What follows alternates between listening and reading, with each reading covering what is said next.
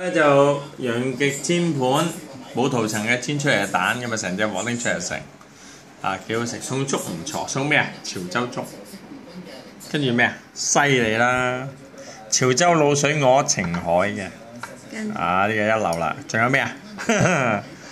潮州人叫薄卡米啊，薄殼米啊，哇！呢個真係我最中意食嘅。潮州菜嚟講呢，其實我最中意食蠔餅，蠔餅啊！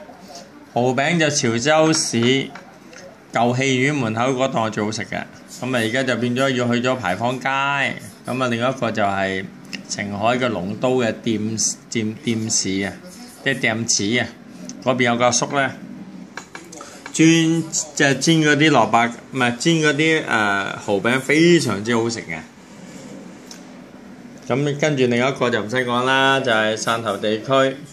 潮州地區喺呢個饒平嗰邊嘅海山嗰度呢，係有個專出蠔仔嘅地方。佢嗰邊煎嘅蠔仔啊，話你上網睇有個鬼佬啊，喺嗰度拍咗片啊，食完之後話佢食過最好食。佢本身廚師喎，鬼佬廚師啊，本身係做廚師嘅，做廚嘅。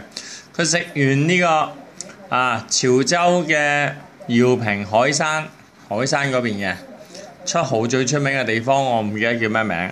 響當地有個阿伯同佢煎咗一碟嘅蠔餅俾佢食，佢食完之後哇 amazing，佢話佢食過咁耐啊，佢本身係食家又係廚師，係蠔啊生蠔嘅烹飪嚟講，佢呢一隻係佢呢世人食過最好食嘅就係潮州海山嗰邊出蠔嘅地方，唔記得叫咩名我都一時間唔記得。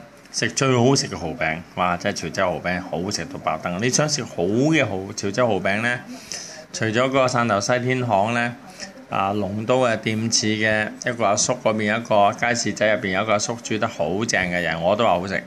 就係我最中意食嘅潮州府城嗰度。咁啊，至於你話嗰個鬼佬食嗰度，我未去過，但係真係好食。呢幾個地方都係非常好食。但我始終係中意我後生嘅時候食嘅潮州舊戲院府城嘅戲院門口嗰檔，好食到爆燈。